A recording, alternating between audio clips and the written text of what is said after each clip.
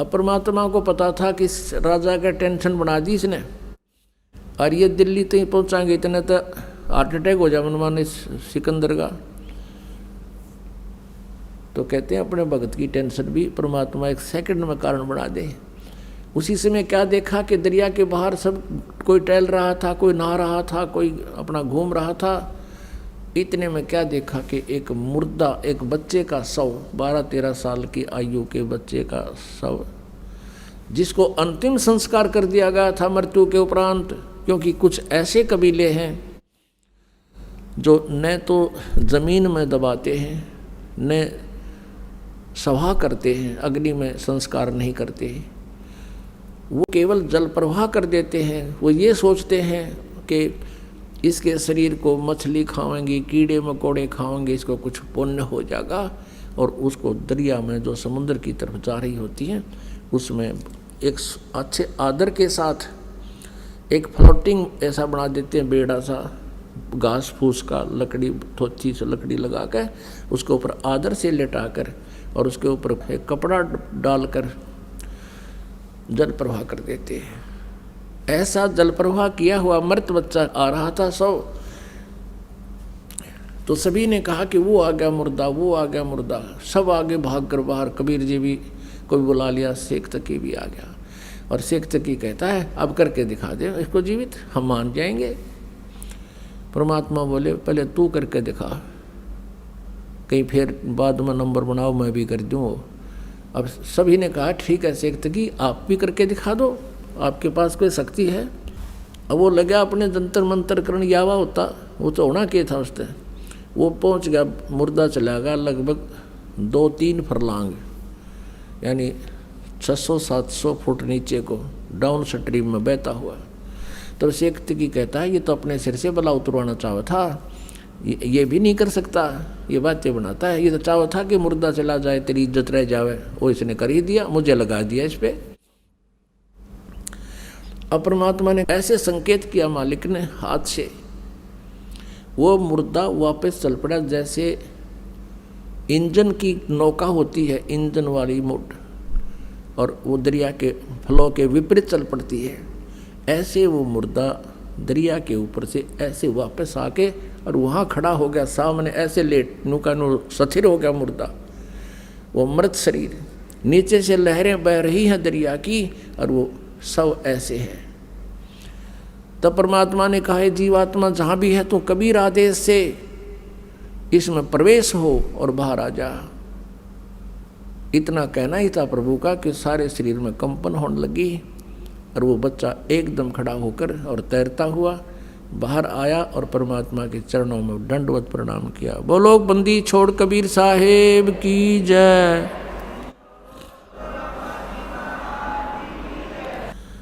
अपने आत्माओं, ये परमात्मा थे और इन भगवानों की भी ये लीलाएं आज से 600 वर्ष पहले की लिपिबद्ध हैं और आम तक किसी ने ये लीलाएं आन नहीं दी, क्योंकि काल के दूत प्रचारक बिना गिनती के हैं और परमात्मा को परमात्मा कोई मानने वाला ही नहीं है। भले ही कबीर पंथी कबीर जी को मानते हैं, लेकिन वो कबीर जी को सतगुरु कहते हैं और वो कहते हैं भगवान तो निराकार है, सतपुरुष तो निराकार है, कबीर जी तो केवल सतगुरु हैं। बंदी छोड़ कहा करते हैं कि काल ने ऐसा जुल्म कर रखा है कि भगवान की महिमा को नाश कर दिया। अपने आत्माओं, ये लीला परमात्मा की, श्री कृष्ण जी की एक लीला को और कई हजार वर्ष हो गए आज तक उसको सुनाते और सुनतों को, और परमात्मा की सैकड़ों सुना दूँ आपने, और जो आज तक प्रमाण है उनके। अब शेख तकी के तो फिर आग लगी मानना कहा था। जो 10-12 वर्ष का लड़का था वो जीवित किया परमेश्वर ने। उपस्थित सभी व्यक्तियों ने कहा कि हे कबीर जी आपने कमाल कर दिया, कमाल कर दिया। उस लड़के का नाम कमाल रख दिया और लड़के को अपने पुत्र के रूप में रख लिया। अपने पुत्र के रूप में रखा, उसको ज्ञान ध्यान भक्ति बताई। उसके बाद परमात्मा दिल्ली पहुँचे अब दिल्ली में जाकर शेख तकी ने दूध मुस्तार दिया, सब मुसलमानों को इकट्ठा किया कि राजा काफिर बन गया है, ये हो गया है, और भाइयों देख लो तुम ही, फिर बात बिगड़ेगी। तो मुसलमान कहने लगे पीर जी फिर क्या इलाज हो? कहा कि तुम सब मेरे साथ चलो, एक काफिर आया हुआ है और वो उसने राजा पर कोई जादू जंत्र कर रखा है, वो तो उसके सिवा किसी की मानता ही कुछ नहीं है। आप मेरे साथ चलो और उसकी परीक्षा लेंगे, उसको उबलते हुए तेल के, सरसों के तेल के कढ़ाई में हम डाल कर देखाएंगे, वो मर गया तो ठीक से, और नहीं मरा तो मान लेंगे ये भगवान है, अल्लाह है। तो सब ने कहा ठीक है शेख तकी। तो लेकर हजारों मुसलमानों को और पहुंच गया जिंदाबाद मुर्दाबाद करता हुआ सिकंदर लोधी के राज दरबार के सामने। अब राजा ने पता करा कि केस और हो रहा, पता लगा कि जी शेख तकी हजारों मुसलमानों को, जनता जनों को लेकर आया हुआ है। राजा ने 5-10 को मुखिया को अंदर बुलाया, कारण पूछा तो उन कारण बता दिया गया। अब सिकंदर लोधी बड़े दुखी हुए कि महात्मा को लात इसलिए था कि ये कुछ विचार सुनेंगे इनका और हमारा ये आपस का द्वेष कम होगा, पर इसने तो जुल्म कर दिया शेख तकी ने। तो कबीर जी को वहीं अपने ही रेजिडेंस में अलग से कमरे में रखा हुआ था, वहाँ आदर से रह रहे थे। वहाँ गए तो कबीर जी ने पूछा क्या कारण है राजन, बड़े मायूस हो? सारी कहानी बताई। सिकंदर लोधी को शेख तकी ने बताया था कि हम इसकी परीक्षा लेंगे और हम ऐसे ऐसे उबलते हुए सरसों के तेल के कढ़ाई में डालकर इसको देखेंगे, ये जीवित रहेगा तो हम भगवान मान लेंगे। अब कबीर जी ने कहा कि एक काम करो, इसको कह दो अपना कर ले काम जो करना चाहता है। और सिकंदर लोधी आज्ञा लेकर शेख तकी से कह दिया कि कर लो तुमने जो करना है। अब सिकंदर लोधी को विश्वास था कि ये कुछ नहीं बिगाड़ पाएंगे। उधर से आछे मोटे मोटे लकड़ चूल्हा बड़ा बना कर उसके ऊपर बड़ा कढ़ाया रख कर सरसों का तेल भर दिया और उसमें लकड़ जला दिए। अन्य उनको लकड़ जलाने वालों से कह दिया इसने कति इतना उबाल दो न जल उठे और इसमें प्रवेश होते ही चरण देसी खत्म हो जा। ऐसा ही कर दिया, उबला न पूरी तरह जैसे चाय उबला करे। अब शेख तकी ने कहा कि लाओ उसको पकड़ कर डालो इसमें। परमेश्वर उठकर आगे खड़े हो गए कढ़ाई के पास और कहा आप इतना कष्ट ना कीजिए शेख तकी जी, मैं अपने आप प्रवेश कर जाता हूँ। परमात्मा एकदम उसमें प्रवेश कर गए और बैठ गया आराम से। गर्दन बाहर दिख रही है, परमात्मा बैठे नो देखें आराम से। शेख तकी नो कहे कुछ भी ना होया। शेख तकी क्या कहता है कि इसने इस गर्म तेल को जंतर मंतर करके ठंडा कर दिया। अब सिकंदर लोधी ने सोचा भी गुरुजी कबीर जी का कुछ नहीं हुआ तो हो सकता है ये ठंडा कर रखे और जंतर मंतर करके ला देख लूं। तो कहने लगा सिकंदर लोधी के मैं चेक करता हूँ। परमात्मा बोले राजा इसमें हाथ मत दिए कदे नकम्मे के कहने ते तू इसमें हाथ दे दे तेरी उंगली नहीं पाऊंगी इतना गर्म है यो। सिकंदर लोधी फिर भी नहीं माना कि कबीर जी बैठे मेरी उंगलियां के बिजली पड़ेगी। आगे नो करते करते उसने 2 उंगली अंदर डाल दी। जितनी उंगली तेल में गई थी डूबी थी उतनी कट के अलग होगी, इतनी पीड़ा होगी। सिकंदर लोधी बेहोश हो गए। तब परमेश्वर उस कढ़ाई तो बाहर आए, यूं मार दिया राजा नकम्या ने। अब क्या किया, वैद्य रहते थे साथ में डॉक्टर सिकंदर लोधी के, पानी के छींटे छाटे मारे, होश में तो एकदम आ गया। फिर पीड़ा इतनी थी वो फिर बेहोश हो गया।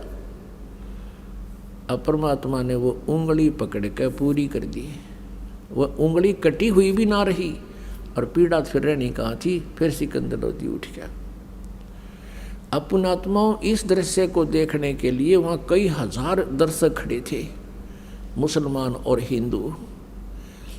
अब शेख तकी तो मान्या नहीं, पर उन हजारों की श्रद्धा परमात्मा के प्रति अटूट बन गई और सब ने कहा प्रभु आपने कमाल कर दिया, अब तो परमात्मा आए हो, हमें दीक्षा दे दो, हम आपकी शरण ग्रहण करना चाहते हैं।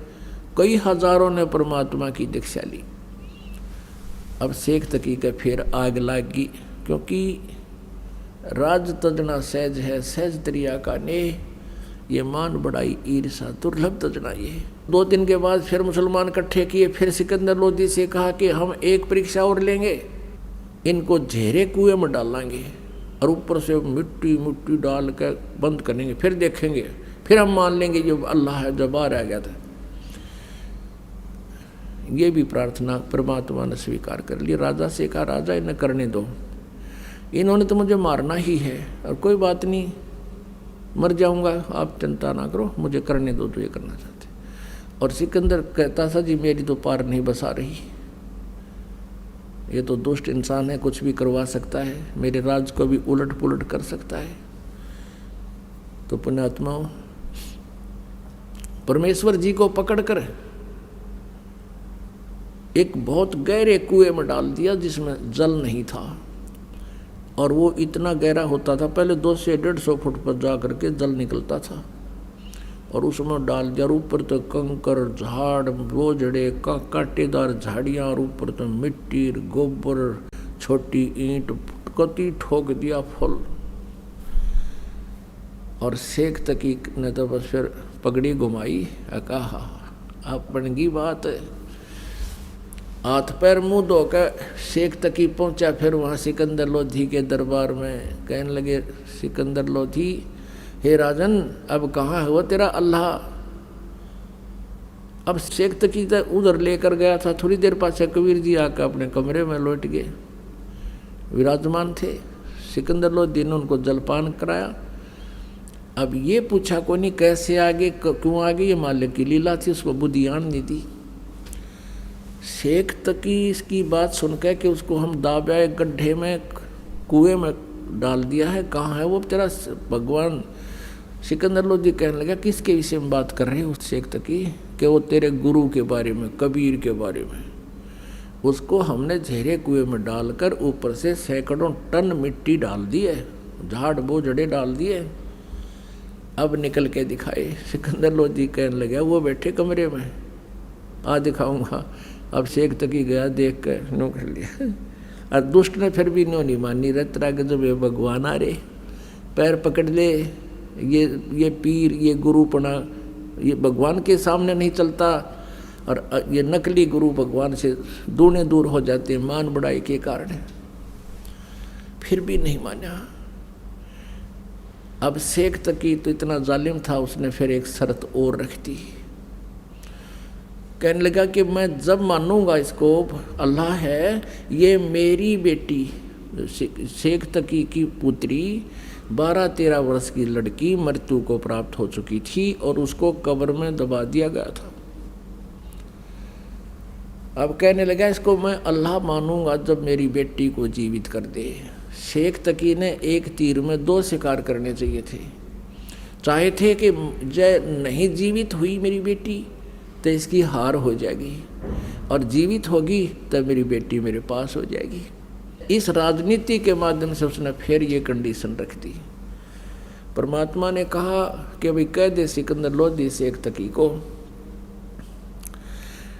पर तीसरे दिन इस लड़की को जीवित कर दूंगा। इससे पहले आसपास के अक्षेत्र में सब जगह डंडोरा पीट दो, मुनादी करवा दो, ऐसे नहीं बात बनेगी। कल ने फिर नाट जाएगा, यो हजारों लाखों आदमी हो, कई हजार की संख्या में, और उनको भी विश्वास हो भगवान का। अब सिकंदर लोधी ने भेज दिए आसपास सब सर्वेंट नौकर, गांव गांव में जाकर डंडोरा पीट दिया कि ऐसे ऐसे एक महात्मा आए हैं, शेख तकी की लड़की कब्र में दबा रखी है, उसको जीवित करके दिखाएंगे। इस खबर को सुनकर कई हजार, 20, 30, 50 हजार की संख्या में वह इंसान इकट्ठे हो गए, आदमी औरत सब आ गई, कब्र फुड़वा दी। अब परमात्मा ने कहा कि शेख तकी तू अब अपने जंतर मंतर करके देख ले, कदे बाद में नंबर बनावे, कर ले तू जीवित अपनी बेटी को। सभी उपस्थित जनों ने कहा कि प्रभु इसके पास अगर कोई सिद्धि शक्ति होती तो अपनी बेटी को कौन मरने देता है, कौन कब्र में दबा के जाता है, आप ही करो, इसके बस का नहीं है। तब परमात्मा ने कहा कि हे शेख तकी की बेटी जीवित हो जा, कुछ देर इंतज़ार किया, नहीं हुई। फिर कहा कि हे शेख तकी की बेटी जीवित हो जा, वह नहीं जीवित हुई। अब शेख तकी का तो खुशी का ठिकाना नहीं रहा, बंगड़ा पा दिया, नाचा कूदा, इन्होंने देखा ढोंगी का ढोंग पकड़ा गया। देख लो भाइयों, देख लो, ये ऐसा झूठा कपटी है, ये इसके अब कुछ नहीं इसके पास है ये। अब परमात्मा ने तीसरी बार फिर कहा, वह फिर भी ना जीवित हुई। पर फिर तो वो कूद दैनो जो कर मृग कूद जा कर। फिर बोला परमात्मा शांति राख पीर जी।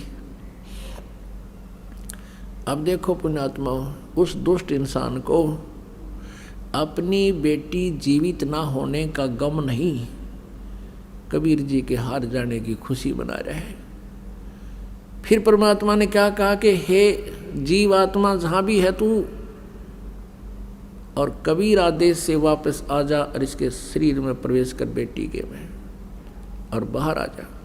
इतना बोला था मालिक ने। उसको कंपन हुई पूरे शरीर में, एकदम वह लड़की खड़ी होकर के और बाहर आके परमात्मा के चरणों में दंडवत प्रणाम किया। बोलो बंदी छोड़ कबीर साहेब की जय।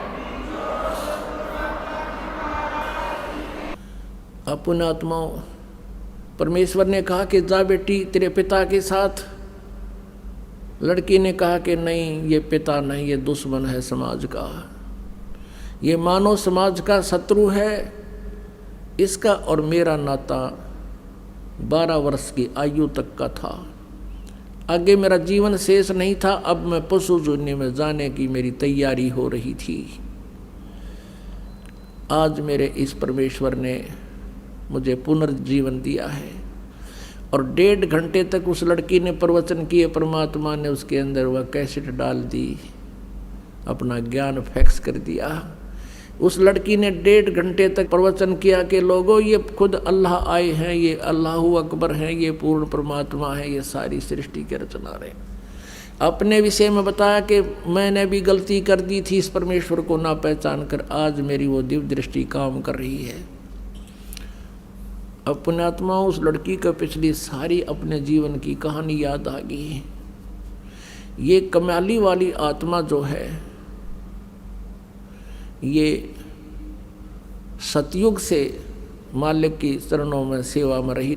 सतयुग के अंदर ये विद्याधर ब्राह्मण की पत्नी दीपिका थी। उसमें इनको परमात्मा शिशु रूप में मिले थे, परमात्मा की सेवा की थी। वो पुण्य मालिक ने इनका बनवाया। फिर वही आत्मा दोनों की दोनों त्रेता युग में वो वेद बीज ब्राह्मण हुआ और वो सूर्या नाम उसकी पत्नी हुई। फिर आगे चल के दोनों की कुछ पुण्य थे, वो स्वर्ग में रहे। उसके बाद वो वेद बीज वाली आत्मा तो स्वामी रामानंद हुआ और वो सूर्या और दीपिका वाली आत्मा ये कमाली हुई। कमाली का जन्म मुसलमान धर्म में हो गया। अब मुसलमान धर्म में ये ज्ञान प्रवेश करना कोई बालकों का खेल नहीं। वो तो इतने आरूढ़ हो चुके हैं, वो उस ज्ञान और इस निराकार भगवान, इस काल के अतिरिक्त किसी को नहीं मानते। अब परमात्मा वहाँ पहुँचे। 10-12 वर्ष की लड़की थी, तब उनसे मिले, उनको जो ज्ञान समझाया बेटी को, क्योंकि परमात्मा का विधान है, जो जन मेरी शरण है ताका हूँ मैं दास, और गेल गेल लग गया फिर जब लग धरती आकाश। अब उसी आधार से परमात्मा उस कमाली को मिले थे। कमाली बता रही है, मुझे परमात्मा मिले थे जब मैं 12 वर्ष की आयु में थी। मेरा नाम राबिया था और मैंने परमात्मा की ज्ञान से प्रभावित होकर के पिछले संस्कार भी कुछ काम करते हैं। मैंने नाम भी ले लिया, 4 वर्ष मैंने भक्ति भी की, शादी कराने से भी मना कर दिया था। अब क्या कहानी थी पुण्यात्माओं। ये राबिया 12 वर्ष की थी, परमात्मा मिले, इनको सारा ज्ञान समझाया। पिछले संस्कार से थे जो कि इसे धर्म में भी इसने परमात्मा को स्वीकार किया। 4 वर्ष तक पूरा संघर्ष किया आप समाज के साथ, अपने माता पिता के साथ, और सत साधना करती रही। और विवाह करने से मना कर दिया, मैं आजीवन ब्रह्मचारी रहूँगी। लेकिन माता पिता रूढ़िवादी गणे थे, रोटी खानी छोड़ दी, खाना छोड़ दिया। बेटी हम कहाँ मुँह दिखाएंगे, बेटी को घर पर कैसे रखेंगे। तो माता पिता के इस दुख को देखकर उसने स्वीकृति दे दी कि मैं शादी करवा लेती हूँ, लेकिन मन में ये सोच लिया कि मैं अपने पति से फैसला करूँगी। विवाह होता है तो मुसलमान धर्म में एक ऐसी प्रक्रिया होती है, उसमें निकाह कबूल करना होता है। सामने दोनों बच्चों को बिठाकर पूछा जाता है, बेटी क्या तू इसे विवाह करना कबूल करती है? वो स्वीकृति दे देती है तो विवाह होता है, नहीं तो नहीं होता है। तो वहाँ उसने स्वीकृति दे दी, विवाह हो गया। एक बहुत बड़े नेक आत्मा, बड़े अफसर साहब के उसका जो है ना विवाह हुआ, नाता जुड़ा। अब उस अपने पति को जा कर के उस लड़की ने कह दिया, जी मैं आपसे 2 बात करना चाहती हूँ। उसने कहा बोलो। उसने सारी कहानी बता दी कि मैं शादी नहीं करवाऊंगी, मैं संतान उत्पत्ति नहीं करूंगी, मैं शादी नहीं करवाना चाहती थी। मेरे माता पिता जी समाज को बहुत देख रहे थे, लोक लाज में ज़्यादा दुखी हो गए थे। तो उसने कहा कि आपने फिर निकाह कबूल क्यों किया था? संतान उत्पत्ति नहीं करेगी, मुझसे मिलन नहीं करेगी, तो तुमने निकाह कबूल क्यों किया था? कि मेरी मजबूरी थी, मेरे पिताजी लोक लाज के कारण घने दुखी हो गए थे। अब आप देख लो, यदि आप जी ने मेरी शर्त स्वीकार नहीं की तो मैं आत्महत्या कर लूँगी। मैं आपको टच नहीं कर सकती, मैं गृहस्थी नहीं कर सकती। अब वो घना दयालु आदमी था, नेक व्यक्ति था। उसने सोचा भाई मैं क्यों पाप का भागी बनूं, ऐसी देवी है, भगवान से डरने वाला था। उसने कहा देख राबिया बात सुन, ठीक है मैं तो और शादी करवा लूँगा, क्योंकि मुसलमानों में अनेक विवाह हो सकते हैं, लेकिन एक बात ध्यान में रखना, जैसे आपके माता पिता की लाज थी ऐसे मेरे माता पिता की भी लाज है। आपको मैं अलग से दे दूँगा कमरा, और तू भक्ति जैसा भी करती रहना। संसार की दृष्टि में रहेगी मेरी पत्नी, लेकिन मेरी दृष्टि में तो मेरी बहन तुल्य होगी, तुझे कोई दुख नहीं होने दूँगा, लेकिन घर से बाहर नहीं जाने दूंगा, तुझे पर्दे से बाहर नहीं रहने दूंगा। राबिया ने सुख का सांस लिया, हे अल्लाह बड़ी सुनी आपने मेरी। अब उस लड़की ने वहाँ देखा समाज में, क्योंकि 1, 2, 20, 1000, लाख सभी एक जैसी क्रियाएं कर रहे हैं भक्ति की, परमात्मा वाली भक्ति को छोड़ दिया और वो लोक वेद वाली शुरू कर दी। अब पुण्यात्माओं, सत्संग के अभाव से अभी तक ये बिजली गिरती रही। अगर उस लड़की को रह कर सत्संग मिलता रहा होता, अब परमात्मा उन जो त्रुटियां समाज में होती हैं उनको अब पहले करके दिखा दी कि ये ऐसी बिजली गिरती है, इसलिए सत्संग की आवश्यकता रह कर पड़ेगी आपको, तो वह विचलित होगी। और वही पूर्व वाली जो साधना अपने धर्म में थी वो करने लगी, नमाज नमोज ये सब बकरीद ईद सब करने लगी। फिर होगी जब वो वृद्ध अवस्था में आई, उसने अपने पति से कहा कि अब हज करना अनिवार्य बताते हैं, आपकी आज्ञा हो तो मैं हज कराऊँ। मुसलमान धर्म में ये माना जाता है जो हज कराते हैं तो वो सीधे स्वर्ग जाते हैं जब उनकी मृत्यु होती है। हज नहीं करता तो वो अभी वो मतलब पूर्ण लाभ प्राप्त नहीं होता है। उसके पति ने कहा कि आप जा सकती हो। उसने देख लिया है बेचारी, कभी बाहर गली में मैंने किसी से बात करती भी नहीं देखी। कहा कि मैं आपके लिए कोई ऊँट व्यवस्था करवा देता हूँ और साथ में कुछ नौकर भेज देता हूँ। वो कहने लगी नहीं मैं पैदल जाऊँगी, और भी बहुत लोग जा रहे हैं। अब वो चल पड़ी, और जाने वाले कोई जा रहा था, कोई नहीं आ रहा था, कोई किधर रास्ते में बैठ गया, तो वह सीधी चली जा रही थी। उसने क्या देखा कि एक कुएं के ऊपर एक कुतिया प्यासी खड़ी थी, उसके छोटे छोटे नवजात बालक वो अलग पड़े थे, और वो इतनी प्यासी थी कि राबिया के चरणों की तरफ आई, फिर भाग दौड़ कर कुएं की तरफ झांका, फिर उसके पैरों की तरफ आई। अब राबिया ने देख लिया कि प्यासी बहुत है। वहाँ जाकर देखा कुएं पर कोई बाल्टी नहीं, कोई रस्सी नहीं। अब उधर से उस कुतिया की दुर्दशा देखकर उस पर रहा नहीं गया। कहते हैं दया बिना दरवेश कसाई, जिसके अंदर दया नहीं है वो संत दरवेश वो साधु कसाई के तुल्य है। अब उस लड़की ने कोई चारा नहीं देखा, आसपास कोई गांव झोपड़ी भी नहीं, कहीं से को बाल्टी ने जू ले आऊँ।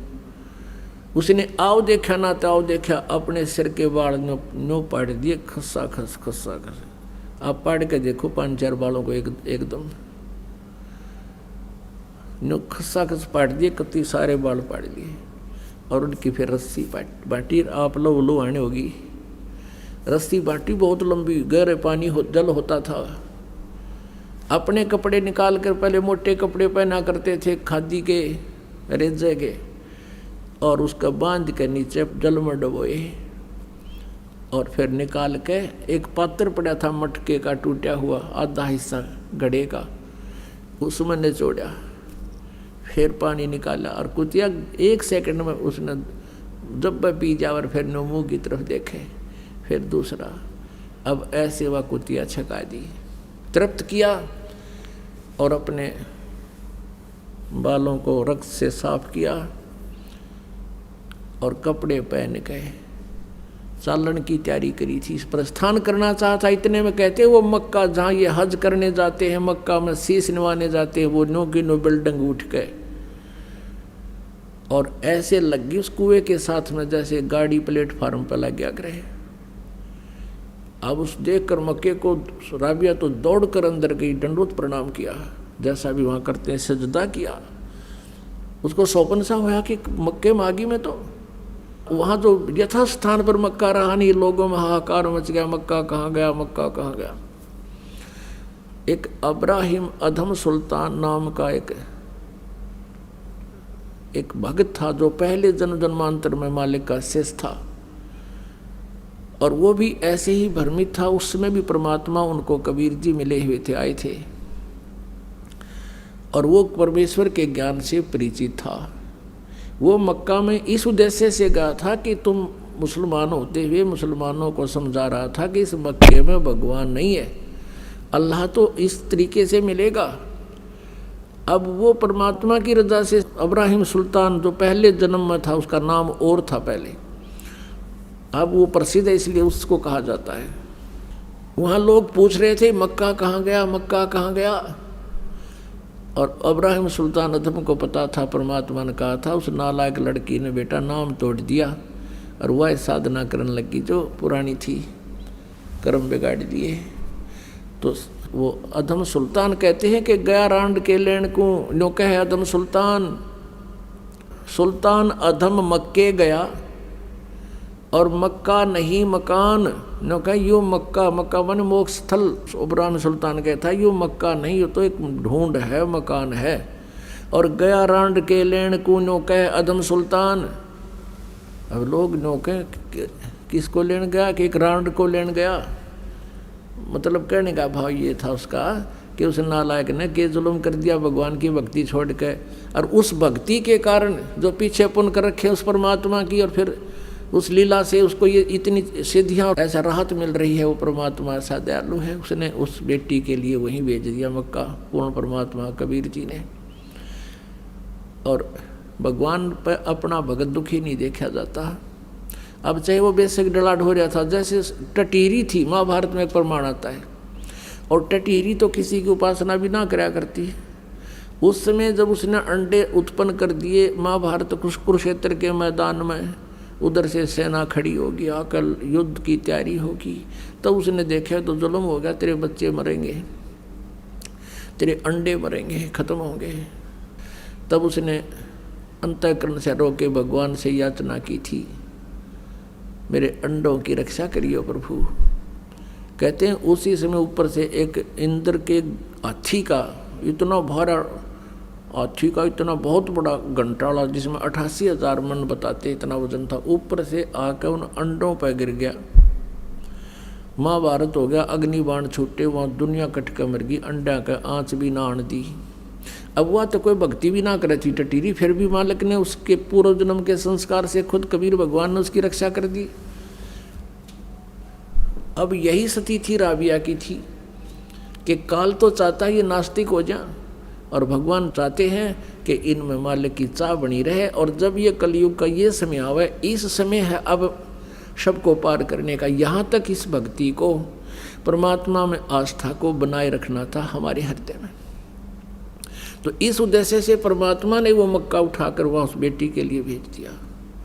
अब वहाँ अब्राहिम सुल्तान उसको लताड़ रहा है कि ये के ड्रामा दिखाने लग रही है दुनिया की, वाह वाह हो जाएगी, या फूल का कुप्पा हो जाएगी, अपने कर्म बिगाड़ेगी, और वही बनी। जब मक्का वापस आया, देखा एक बहन को लेकर आ रहा है, उसका नाम राबिया था। पूरे मुसलमान धर्म में उस समय राबिया की महिमा ऐसी होगी कि भक्ति हो तो राबिया कैसी, भक्ति हो तो राबिया कैसी, भगत हो तो ऐसा हो, भक्तनी हो तो ऐसी हो। अब पुण्यात्मा आगे के बना उसके साथ, अगले जन्म में वो बांसुरी नाम की एक लड़की बनी, और वो इतनी भक्तमती थी, इतने फिर भी आस्था मालिक की उसके हृदय में थी। जब वो वृद्ध अवस्था में आई, उसने सोचा, यूँ कहते हैं जो मक्के में मृत्यु को प्राप्त हो जाता है, भगवान प्राप्ति होती है, सीधा स्वर्ग जाता है, भिष्ट में जाता है। उसने सोचा इससे बढ़िया और क्या अवसर होगा, मक्के में अपना सिर काट के और चढ़ा दिया, मृत्यु को प्राप्त होगी। अब सब जगह यूँ हो गया कि बंसुरी गई स्वर्ग में, बंसुरी सिद्धि गई स्वर्ग में, बंसुरी सिद्धि गई स्वर्ग में। अब स्वर्ग में कहाँ जाना था, अगला जन्म फिर उसका लड़की का हो गया, वो वैश्या बन गई। एक जीवन वैश्या का व्यतीत किया, और फिर उस परमात्मा की 4 साल की भक्ति, एक सत्साधना करने से उसको ये मनुष्य जन्म और मिल गए, 2.5 जन्म और मिल गए इसको। अब उसका मनुष्य का जीवन केवल 12 वर्ष की आयु का शेष था, फिर उसका कई युगों तक मनुष्य जीवन शेष नहीं था। वो फिर शेख तकी के घर पे लड़की के रूप में जन्म था उसी लड़की का। और पुण्यात्मा उस दयालु ने अब उस आत्मा को पहले तक कर्म बनवाए, उनके सतयुग में उनके घर पर आए, और वो ऋषि पाक रहे थे, मालिक की बात सुनी को नहीं, अपने कर्म बिगाड़ेंगे, अपनी गलत साधना करते रहे। फिर त्रेता में फिर परमात्मा उनका उसी रूप में आए, उनसे फिर कर्म बनवाए, मालिक की सेवा करी, बचपन रूप धारण करा लिया शिशु रूप, और फिर वो एक रामानंद बन गया, एक या कमाली डके खाती अंडे। अब दोनों को फिर संभाला मालिक ना के। अब परमात्मा कहते हैं, तुमने ना पता मैं कितना दुखी हूँ तुम्हारे लिए, तुम तो इस काल की भांग पी के एवराजी हुए फिरो हो। कबीर ये माया अटपटी सब गटान अड़ी, और किस किस ने समझाऊं या कुआ भांग पड़ी। अब परमात्मा कहते मैं रोवत हूँ सृष्टि को, सृष्टि रोवे मोहे, और गरीबदास इस वियोग को समझ नहीं सकता कोई।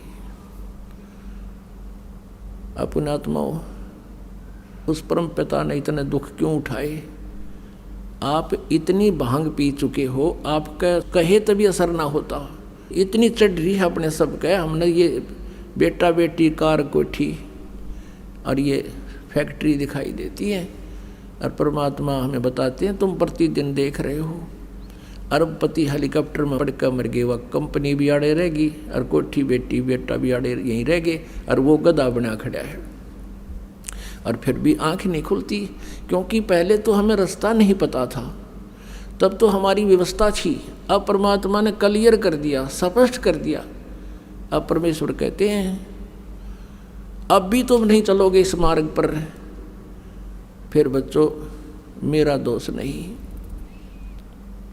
फिर पुण्यात्माओं, फिर इसी प्रकार चौथे युग में ही ये दाव लगेगा जो आज आपका लगा। न यू ज्ञान यू भगवान कदे सपने में भी ना सुना था, और आज सार्वजनिक हो रहा है। परमात्मा आप धकेत हैं। अब भी ये काल के दूत काल प्रेरणा से कोशिश कर रहे थे कि हम इसको दबा दें, ये ज्ञान ऊपर ना हो करती तुम्हारी दुकान बंद हो जाए। लेकिन अब परमात्मा का आदेश है, अब इसको कोई रोकने की चेष्टा करेगा, इसमें कोई बाधा करेगा, इस मार्ग में कोई रोड़ा बनकर खड़ा होगा, वो तो ऐसा होगा जैसे अंधा गधा रेल की पटड़ी पर खड़ा हो। एक अंधा गधा रेल की पटड़ी पर खड़ा हो गया, उधर से ट्रेन का आना हो गया, और वह दूर से गुड़गुड़ गुड़गुड़ की आवाज़ उसने आहट सुनी। उसने सोचा तुझे कोई डिस्टर्ब करना चाहता है। अंधे की अंतःकरण का बहुत अच्छा अनुभव होता है। उसने देख लिया कि इधर से गड़बड़ी दिखे है, उसने उधर दोनों पैर कर लिए पछले, और नो सोच ली कान देश ने निकट दोनों लात मारूंगा इसके, कहाँ आ गई मुझे डिस्टर्ब करने के लिए। अब जो ही वो ट्रेन निकट आई, उस अंधे गधे ने दोनों दलत्ती मारी और वो उठा के पटक दिया, 3 टुकड़े कर दिए। तो जो अंधा गधा था कौन? हिरण्यकशिपु था। अंधा गधा कौन था? कंस था। अंधा गधा कौन था? रावण था। और भी अब जो इस मार्ग में बाधा कर रहे हैं वो भी अंधे ही गधे हैं। अब ये तो परमात्मा की पटड़ी पे, इस माल्य के मार्ग में कोई आकर बकवाद करेगा तो दाता उसको बख्शमा करेगा नहीं। अब ये पूरे विश्व में जाएगा। अब पुण्यात्माओं, इस प्रकार की लीलाओं को देखकर सब ने कहा कि कमाल कर दिया, कमाल कर दिया, लड़की का नाम कमाली रख दिया। परमेश्वर ने कहा कि जा बेटी अपने पिता के साथ। नहीं, ये दुश्मन है समाज का, इसका और मेरा संस्कार केवल 12 वर्ष तक का था। अगर मेरा जीवन नहीं था मनुष्य का, उस बेटी ने खड़ा होकर के सबको बता, और मुझे अपना पिता मिल गया। कबीर परमेश्वर के चरणों में शीश टेक दिया, आप मेरे मालिक हो, आप मेरे पिता हो, आप कुल के मालिक हो। अब उस लड़की को परमात्मा ने अपनी बेटी की तरह रखा और उसको भक्ति मार्ग पर आरूढ़ किया। पुण्यात्माओं, परमात्मा की इस तरह की लीलाएं देखकर, और परमेश्वर ने एक एक दिन में 100 जगह प्रकट होकर ये सत्संग सुनाए, अपने बच्चों को सुख दिया। आज तो ये टेलीविज़न चल पड़े, ये तो एक दिन में चाहे 1 करोड़ जगह बोल ले एक आदमी। और उस समय तो कोई ऐसा मीडिया भी नहीं था, ना कोई लाउड स्पीकर थे, ना कोई ऐसा जो है ना ब्रॉडकास्ट का ऐसा विकसित साधन थे। उस समय परमात्मा के 64 लाख से हुए थे कबीर परमेश्वर के, वो कोई ज्ञान से नहीं हुए थे। वो दयालु कहते हैं, उत्तम पुरुष तु अन्य परमात्मा इति उदारत, यह लोग धर्म आविश्य विवर्ती अवैश्वर है। गीता जी अध्याय नंबर 15 के श्लोक नंबर 17 में, और यजुर्वेद अध्याय नंबर 5 के श्लोक नंबर 1 में 2 बार प्रमाण दिया है। अग्ने तनुरसी विष्णुवेत्वा सोमस्य तनुरसी। अग्नि माने परमेश्वर, तनु माने सहशरीर, असी माने है। परमात्मा सहशरीर है, परमात्मा का शरीर है, वो साकार है। फिर 2 इसलिए बोला है कि वो परमात्मा एक रूप में तो वहाँ रहता है, अपने मेन मतलब सतलोक के अंदर एक सिंहासन पर विराजमान रहता है। अपना ही अन्य रूप धारण करके वो शिशु रूप धारण करता है और वहाँ भी रहता है। और तीसरा ये ऐसे आता है, परमात्मा कहीं भी प्रकट हो जाता है, हो जाते हैं और अपना कुछ राहत दे करके और फिर अपने सतलोक चले जाते हैं। तो उसमें लिखा है कि वो विष्णुवेत्वा सोमस्य तनुरसी, तो माने उस परमेश्वर का सबके पालन पोषण धारण पोषण करने के लिए, उस परमात्मा का धारण पोषण करने का वो कौन सा तरीका है? आप जी को सत भक्ति मंत्र दे के और अपना आशीर्वाद से अपनी से आपको सुखी करके, आपके पापों का नाश करके अपनी तरफ से फर्स्टली आप परमात्मा कुछ पुण्य अपने तरफ से आपको फीड कर देता है। और फिर आपसे कहा जाता है कि तू अपने पैरों पे खड़ा हो, ये भक्ति कर, इस तरह की क्रियाएं कर, तू सुखी होगा। तो 64 लाख शेष हो गए थे भगवान के, और उनके इतने सुख हो गए थे, सारे दुखी थे। किसी का कोई कष्ट था, किसी का कोई कष्ट था, कोई किसी हाहाकार माच रहे थे, किसी के भूत कूदे थे, किसी का कुछ हो रहा था। अब वो सबको एक बार रिचार्ज कर गए परमात्मा। लेकिन हम ज्ञान आधार नहीं था हमारा, हमने केवल भौतिक सुखों को ही आधार मान के परमात्मा को मान रखा था कि ये हमारा गुरुजी बहुत अच्छे हैं और बहुत राहत देते हैं। हमने भगवान को भगवान स्वीकार नहीं कर पाए, क्योंकि हम सदग्रंथों से परिचित नहीं थे और हमारे पूर्वज जो उसमें हम इलिटरेट थे, अशिक्षित थे, अक्षर ज्ञान नहीं था। और अक्षर ज्ञान केवल एक ब्राह्मण वर्ग को होता था, संस्कृत पढ़ने का अधिकार। और इन्होंने वेदों और पुराणों को समझा नहीं।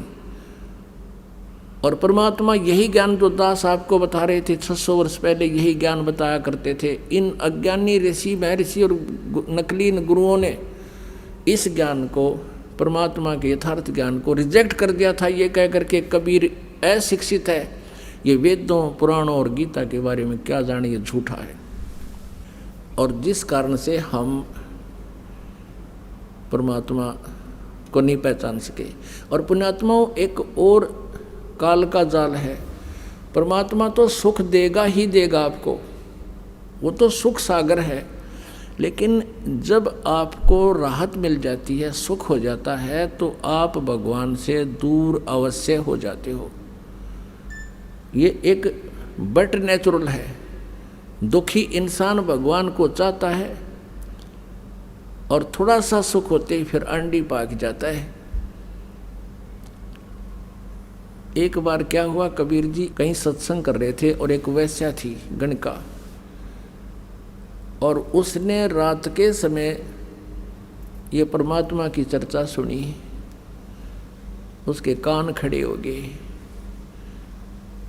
वह नहा धो के और उस अपने मकान के झांकी के सहारे बैठ गई और बाहर से गेट लगा कर कुंडी ला दी अंदर से।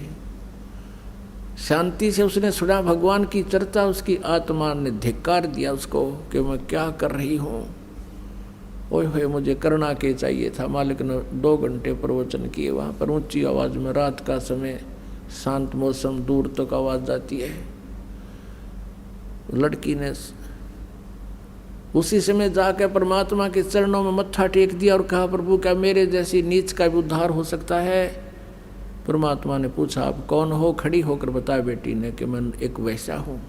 ये भगवान, मैंने आपका ज्ञान सुना, मेरा तो कालजा पाट गया, मैंने अनजानपने में पाप करे, मालिक मुझे माफ़ कर दो।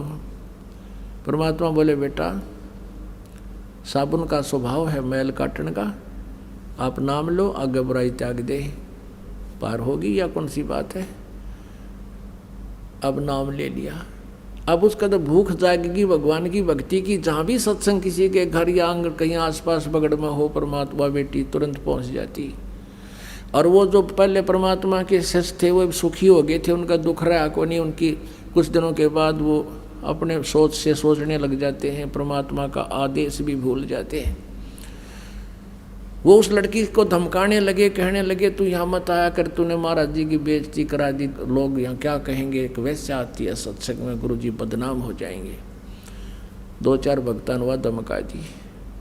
अब वो लड़की परमात्मा के पास बैठकर बहुत रोई। मालिक ने पूछा, बेटी बात क्या है? उसने बताई, जी अब मैं क्या करूं? अब मेरे ऐसे कुछ भक्त मुझे ऐसे कह रहे हैं तू यहाँ मत आया कर, मालिक मैं रह नहीं सकती, मैं चाहती हूँ कि अधिक से अधिक आपका ज्ञान सुनो, मेरे पाप कटे। तो परमात्मा ने सत्संग के माध्यम से कहा था, भाई कुष्टी होवे संत बंदगी कीजियो, हो वैसा कै विश्वास चरण चित दीजिए। यदि कोई कितना दुखी रोगी कोई भी भक्त है, भगवान की भक्ति करता, उस पर नफरत ना करना, और चाहे उसको भी प्रणाम करना, प्यार से रखना। और चाहे कोई वैसा है और उसको भी यदि परमात्मा की तड़फ है, सच्ची लगन है, उसके हृदय में चाह है, तो उसको भी एक बहन बेटी और आदरणीय मानना। और जब सत्संग में नहीं आवेगा कोई दुखी, यानी चोर, डाकू, लुटेरा, वो अब दुष्कर्मी, तो फिर उसको पता कि चलेगा तो बुंडे कर रहा का अच्छे कर रहा हो, तो ऐसे कर ही रहा था।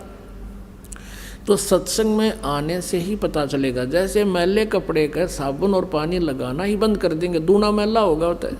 और उनको बुला कर भी कहा, बेटा ऐसे नहीं कहना चाहिए तुमने, तुम कितने अच्छे थे, अपने अंदर झांक कर देखो।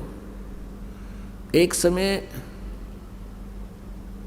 एक औरत को पीट रहे थे गांव वाले। एक साधु संत पहुंच गए, कारण पूछा, क्यों पीट रहे हो, क्यों इसको मार रहे हो?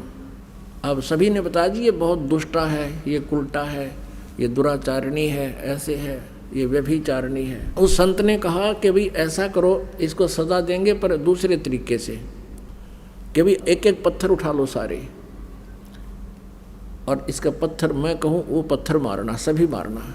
पर एक ध्यान से सुनना कि पत्थर वही मारे जिसके मन में कभी किसी बहन बेटी को देखकर दोष ना आया हो, और जिसने कभी ऐसा पाप ना कराया हो। उस संत के बारे में ये बहुत वेल नोन थे कि इसने जब वचन काट दिए तो ये आपको बहुत कुछ दुख दे सकता है, सिद्धि वाला संत है। अब सभी के हाथ से पत्थर गिर गए, वहीं पर कोई मारने की हिम्मत ना पड़ी।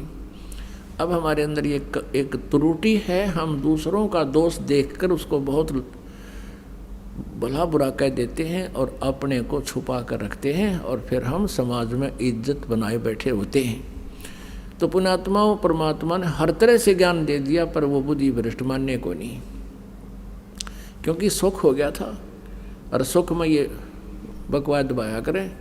फिर परमात्मा क्या करते, कहने लगे बेटी मैं तेरे घर पर आया करूँगा।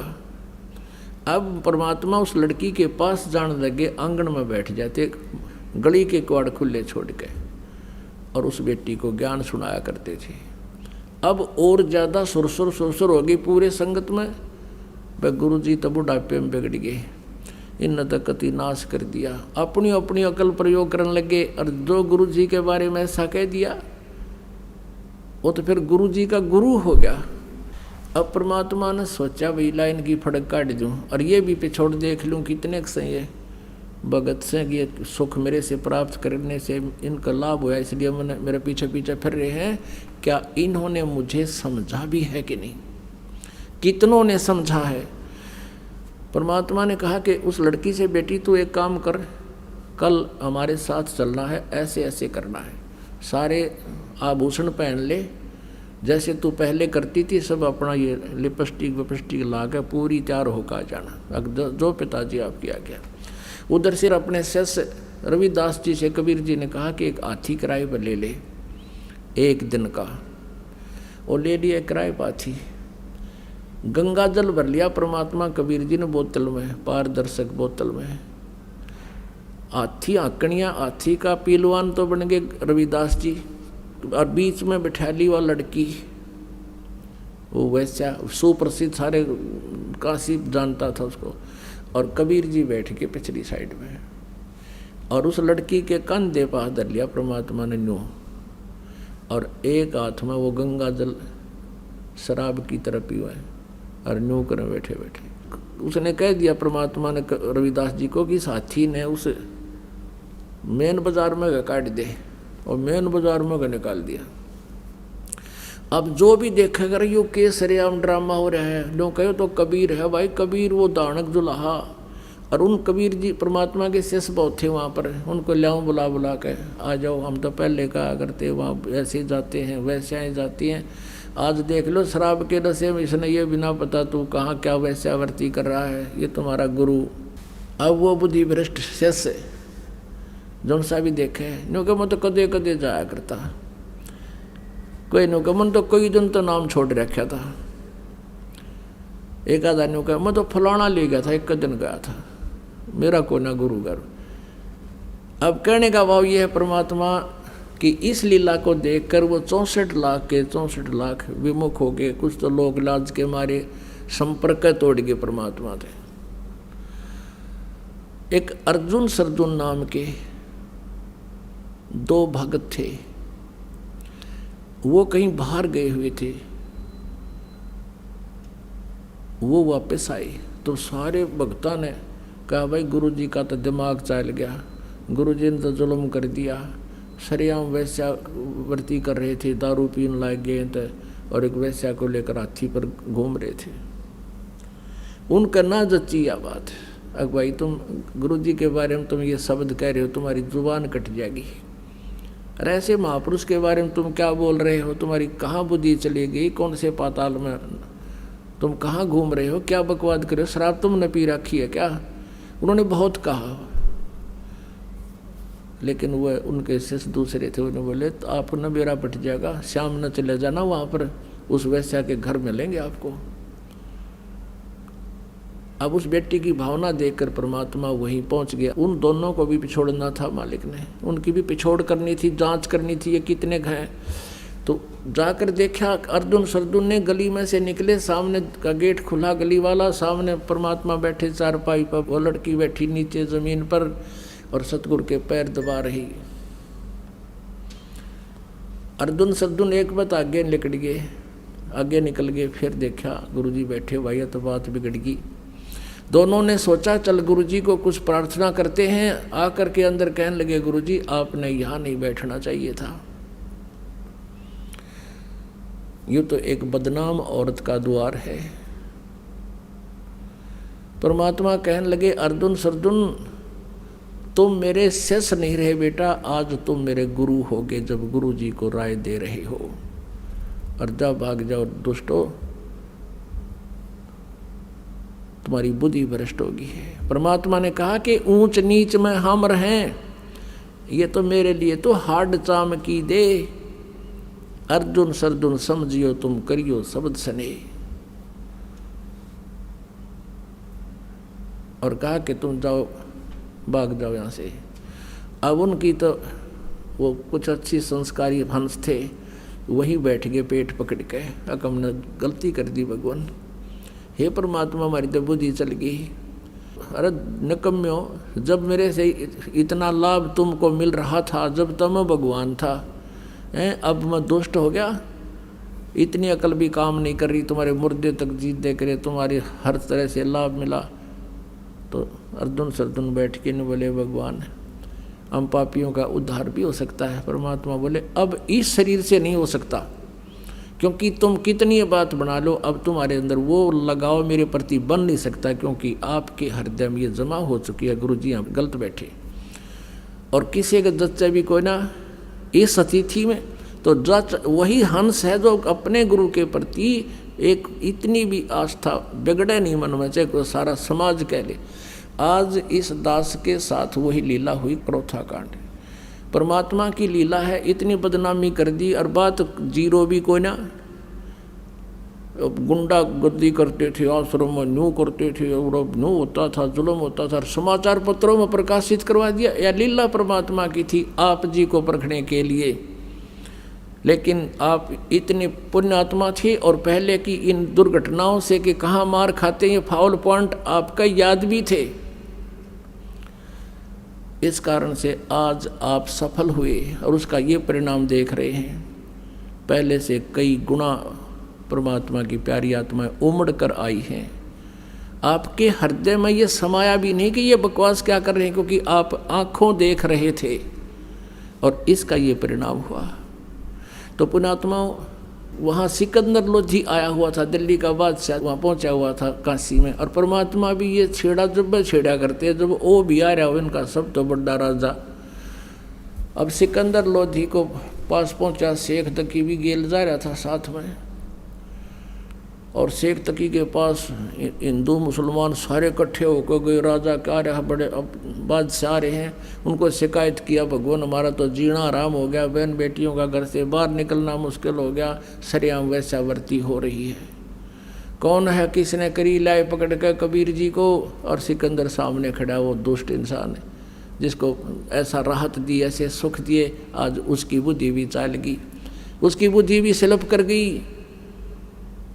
और डर गया जनता ते कि तेरा राज ना चला जा। अरे राज तो भगवान देता है, जनता राज दे तो फिर कहना है कि है। अब कहने का भाव ये है, परमात्मा को क्या सजा देनी चाहिए कि इसको बांध जूड़ के, हथकड़ी गल में तोक, हाथा में हथकड़ी, पैर में बेड़ी, और लगा के दरिया में डाल दो, गंगा में। ऐसा ही किया गया, नौका में बैठाकर बेड़ी और हथकड़ी लगाए लगाए, गले में तोक डले हुए, और परमात्मा को गंगा के बीच में जाकर पटक दिया। और दर्शक पूरी काशी चारों तरफ खड़ी, पूरी काशी के लोग। अब वो परमात्मा को जो जल में पटका, हथकड़ी बेड़ी अपने आप टूट के एक तरफ गिर गई, और परमात्मा उस जल पर ऐसे बैठ गए जैसे थल पर बैठा करें, और नीचे से लहरें खूब उमड़ उमड़ कर जा रही हैं। अब वो नौकाले तो वापस आ गए, परमात्मा बैठे नौके, और सब देखें अभी तो को नहीं डूबया। फिर शेख तकी ने कहा इसका पत्थर मारो, पत्थर मारो, लागे पत्थर मारने। फिर कहने लगा शेख तकी कि इसका तीर मारो, गोली मारो। अब वो भी ना लगी। फिर क्या कहा कि लाओ तोब लाओ, तोब लाओ। तो सारे बुद्धि भ्रष्ट हो रही। राजा ने आदेश दे दिया, तोब ले गए, और वहाँ से तोब के गोले मारे परमात्मा पे। वो कोई तो उड़े फंसे, हाँ, या फिर दूर जाकर पड़ा मनमानो 2 किलोमीटर दूर कितना जोड़ तालाब में परमात्मा ने इसी जगह ना पड़न दिया कि तो और का नाश करते हैं। कहते हैं 4 पैर तक होए होए, यानी 12 घंटे तक वह दुष्ट आत्मा परमात्मा पर तोब के गोले गोली पत्थर लट कितना जो आत्मा जो मारे थे, और दाता का कुछ ना बिगड़ा। गरीबदास जी कहते हैं, गरीबदास उस पुरी में सबकी बुद्धि का नाश है, और फिर भी उनके सभी की बुद्धि का नाश हो रहा है, नो पहचान नहीं सके रहा भगवान बैठा, और इसका कोई असर नहीं हो रहा। पैर पकड़ लो हैं और माफी मांग लो। फिर परमात्मा ने सोचा कि ये शेख तक की इन भोली आत्माओं का कि न्यू रिहर्सल कराएं जागा। एकदम नीचे बैठ गए जल में, डूबते दिख गए, सब ने खुशी बनाई, डूब गए डूब गए डूब गए। फिर गिरती रेग इसके ऊपर। शेख तकी ने भेजे रविदास जी के पास कि पूछो वो कहाँ है, भगवान कहा करता कबीर को भगवान है कबीर, भगवान है कबीर, पूछो कहाँ है वो। वहाँ गए तो कबीर जी वहाँ एक तारा लेकर अपने शब्द करने गिरे। उन्होंने देख कर उल्टे भाग लिया जी, वो बैठा वो बैठा वो बैठा। फिर पकड़ लाए परमात्मा को।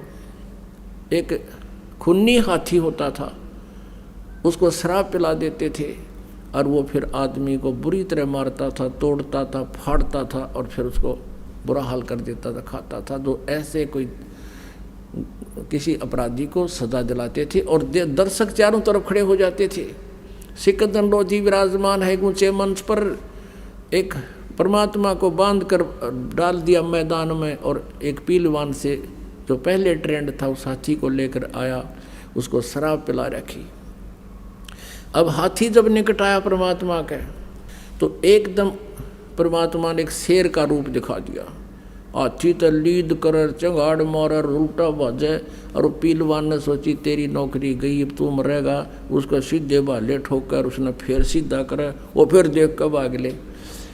अब परमात्मा ने सोची इस जीव ने बड़ा दुखी करेगा। उस सिकंदर लोधी को परमात्मा ने अपना स्वरूप दिखा दिया, वो शेर का रूप उसको दिखा दिया सिकंदर लोधी को। और नो दिखा जानो ईब आया मंच पे, और नो कापा खड़ा खड़ा खड़ा हो गया एकदम नो, और एकदम फिर उस शेर का खत्म रूप समाप्त करके परमात्मा इतना तेजों में शरीर दिखाया, उसको आसमान तक अड़े हुए नजर आए परमेश्वर। सिकंदर लोधी ऊपर मंच से चल पड़ा कांपता हुआ, और नीचे आकर दंडवत प्रणाम किया परमात्मा को। बोलो सतगुरुदेव।